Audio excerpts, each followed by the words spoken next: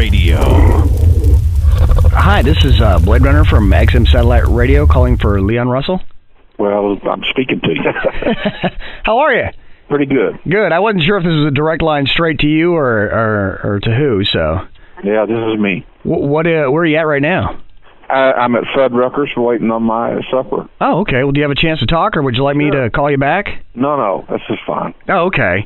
So this is criminal radio, huh? Criminal radio, yeah. Actually, I do a outlaw show. Oh, I'm great. playing all of the Hank Wilson stuff, as a matter of fact. And that's why I was calling you, because I do the show. It's an hour long, and I'll send you a copy of it just so you can kind of see what it's all about. But the basis of it's all about the pure outlaw country, the Waylon Willie type stuff, and then I do like the early outlaws like Johnny Cash, or the original ones like Johnny Cash and Hank Williams Sr., and then the lesser known ones like the Hank Wilson stuff and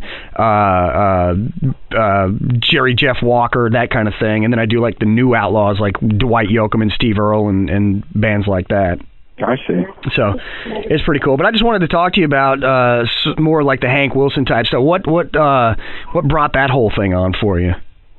Well, actually, I was bringing a car back from California to Oklahoma, and I had occasion to go into truck stops and get gas, and I noticed that they had these stacks and stacks of country cassettes. So I got some of them, listened to them. I got to thinking about Nashville, being in the studios out in Los Angeles. I'd heard all that time about those guys, how ready they were to make records. The singers could just walk in and those guys would knock out an arrangement in 5 minutes. And so I thought, that's what I want to do that. I want to experience that. So I got a bunch of those old tapes and picked out the songs.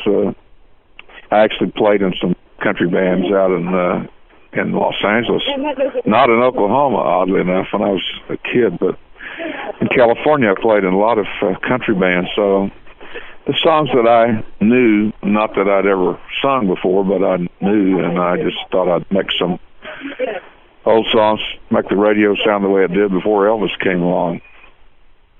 What are some of your favorite country songs that you covered? I mean, obviously the ones that you covered would be, but what are the more favorite ones are the ones that you covered? I don't know. It's hard to say one over the other. I always liked the first one I did in that series was Family Bible.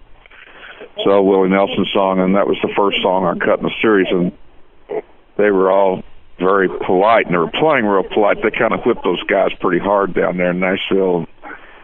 And so I said, well, that's good. I took the first take, and I said, well, that's it. And they all kind of looked around and said, wait a minute, there was only one take. I said, it sounded good. Did it something I missed? And they said, no. So I said, that's a little bit polite. The next one's going to be a beer joint song. Have you ever heard of Kane's Ballroom in Tulsa? And that was a Six-Pack to Go, a Hank Thompson song. I said it'd be nice if you'd be a little bit more rowdy on this one. So they were ready to make records, as was I. Yeah, that is odd, being from Oklahoma, that you didn't do more of the country stuff there. You're from Lawton, Oklahoma? That's where I was born. Oh, okay. I actually went there to be born. We were living in a town called Apache, Oklahoma at the time, then moved to Maysville and then to Tulsa. I just moved out here from Oklahoma City. I spent about 10 years of my radio career working at the rock station there. Did you ever run across Don Wallace? Don Wallace. He's an old DJ from years ago. How about Jerry Adams? I know the name Jerry Adams. He did some television stuff there. Yeah, Jerry Adams was DJ in Tulsa years and years ago when I was a kid, and he used to give me money all the time to help me make records. Wow. That's Don Wallace cool. was before. That was like in maybe the 50s, 58, so that's probably before your time. Yeah, I didn't run into him at all. How did you and Willie Nelson end up coming together? He came to one of my shows in Houston, and then he came to the next show the next night in Albuquerque. So we just met there and kind of hooked up, and I started going to some of his shows, and he came to mine, and that was the way that started. It actually turned out that I'd played on one of his records that Joe Allison was working on. I was listening to one of his records one day, and I said, yeah, it sounds like me. And I said, me and him were listening to it, and I said, yeah, that is me. I got to looking at it, and it was an album that I'd played on that Joe Allison was producing. And Willie wasn't there. He just had the tracks, and I went in to play some piano. It kind of surprised us. Wow. Do you still keep in touch with Willie? Yeah, I don't see him as much as I'd like, but we did a series of two-man shows together, which is kind of interesting. I guess we did about 20, 25, maybe 30 of those. He just called me up one Tuesday and said, would you like to do a two-man show on Thursday? And I said, well, yeah. As we were walking to the stage, he was humming me songs from his new album, saying, here, well, this one goes like this. So that was kind of fun. He's a great radio guest, one of the best I've ever seen. I snagged him, took him over to this truck stop radio station one time. I was out by that Kings Island, whatever that is, up by Cincinnati. And he's great on the radio. He's got a lot of stories. Do you have any stories of any extreme interest for an outlaw kind of thing that you and Willie shared together during that time? Well, one time we was together at a hotel in San Antonio having a few drinks and looking out the window, and there's this old man down there cleaning the street. Had a brush, he's really cleaning it quite well, cleaning the building.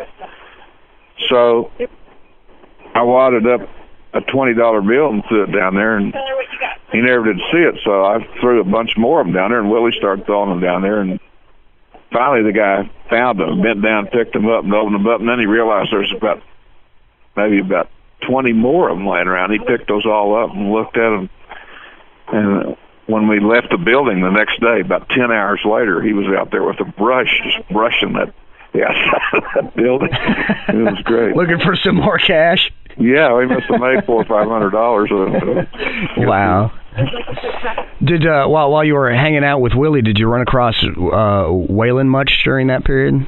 Not really, except maybe at the picnics or somewhere that I'd see. One time I played with him at the Opryland for one of those award shows, and I think Waylon was on there. Not very much. Seemed like everybody's doing different things usually. Yeah. And you just did was it the 60th birthday bash up in Tulsa? Yeah, that was about on the 6th of April. We just did that. How was that? That's great. We do that every once in a while. Planning on going to Willie's party this year? Yeah, he didn't have that last year, but he's having it again. I'm glad. I always reckoned that was his deal about paying back people that he reckoned helped him. He always has a lot of people there that helped him in his early years and pays a lot of money. I think after that whole deal with the IRS, he's actually going to charge people to come in there now, though. That could be. I don't know. I think my credit's still good, though. You've played with members of Rolling Stones, the Beatles, Bob Dylan, Frank Sinatra. Were you just overwhelmed by some of those people, or? Well, yeah, it was pretty overwhelming. At least the first album was doing my record over in London and the Rolling Stones and the Beatles, some of the Beatles, and this one guy that I can't think that was in Blind Faith, Stevie Winwood, was there. And a lot of those guys, that was pretty overwhelming. What was it like working with Frank Sinatra? Did you actually work with him, or did you just do studio stuff before? No, it's just studio stuff. I was just playing piano. The thing I remember about it, there was a California Highway Patrolman at every door in the building. That was the most striking thing about it. And you worked with Phil Spector as part of the original Wall of Sound. What was that like? Well, it was like bricklaying in many ways. I enjoyed doing it. This tiny room with a room that was made for about 5 or 6 people with about 25 or 26 people in it. And sometimes those things lasted for 12 or 14 hours. It's kind of grueling, but it was interesting records, interesting style of record making that he has. What do you think of with doing the Hank Wilson stuff and kind of paying tribute to some of the early years of country? What do you think of country music today? Well, it's not what I think of as country music, because of our racial situation in this country. There's a lot of hit records that didn't get heard back when they were hits. So a lot of times some of these country acts go back and cut these songs again, and they're like new songs to certain segments of the audience that didn't hear them when they were originally hits. But in general, I feel like the country music is not the kind of thing that I call country music. I'm kind of old-timey. I'm cutting a church album at the moment, and I had my farm manager up there listen to it, and he liked it. He said, all you need to do is get these on the radio, and people love these. I said, I'm afraid you're just kind of old-timey like me. They don't sound like one of my artists works for Word Record, and I asked her if they had anything like that, and she said, well, in the catalog or the best of, most of our stuff sounds like In Sync and all new stuff, so I kind of like the old stuff. Has any of the artists, like you did Act Naturally, Buck Owens did, has he heard that, your version of it? Has he ever commented on it? She Thinks I Still Care, the George Jones thing. Has any of those artists ever commented on your covers of their stuff? I've never heard the comments. If they have, they may have. I've never to me. Did you have to go through the artist to get permission to do that, or did you just do it and say? No, that's just a publishing consideration. Once they've been released, anybody can cut them. What are some of the things that you're working on right now? You said you were working on the... Well, I'm working on this church album. Actually, I wrote a bunch of songs for Ricky Skaggs, almost like bluegrass-flavored songs, and I never did get around to showing them to him. I decided I'd just go ahead and cut them, and so they're old-timey country church songs that I wrote. I mean, they're not old standards or anything like that. That's probably going to be the next thing that comes out. I just had a record come out within the week or last week called Moonlight Love Songs, which is an album of standards that I did with the Nashville Symphony, My Funny Valentine, that kind of stuff. So I try to do a bunch of different kinds of music. How did you and Willie go about picking the songs that you recorded for One for the Road? Well, we just all showed up over there. I cut that at my house. And at one period of time, they sent the building inspector over there with neighbors because you couldn't park anywhere in a 5-block radius of that for about 2 weeks. But he just came over with all his folks, and then there was about 30 or 40 in the audience that showed up every night. So we went in the studio and sat down and said, well, let's do this one, let's do that one. We did 126 songs in 5 days and picked out those ones that were on the album. We have about 106 more that didn't make it on that album. Where are those at right now? I've got them in the vault. I'm transferring my analog stuff over to digital. I think they ran across some of them the other day. How hard would it be to talk you into getting a couple of those just to play on this show? Well, I don't think I can do that, but one of these days we might put some more of those things out. Wow. What are some of the songs that didn't make it on the album? Can you think offhand? God, I can't remember what happened yesterday. So I can tell you. Long Hair Music, the Leon Russell story. I saw it on a webpage. Is that book currently out? I don't know what that is. I never heard of that. Oh, okay. I was just flipping through. There were some links off of Leon Russell webpage, and it said Long Hair Music, the Leon Russell story. And, yeah, I don't know who's the writer. I don't have that information in front of me. I just wrote down the title of the book, but I'll have to go back and visit it. If you go into like Google.com and just type in Leon Russell, there was a bunch of links, and I just popped on there and saw that.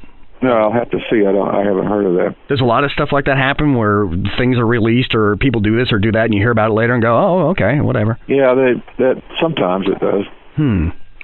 Did Laura get you the copy that I had sent for the artist IDs that I do for the show? Oh, okay.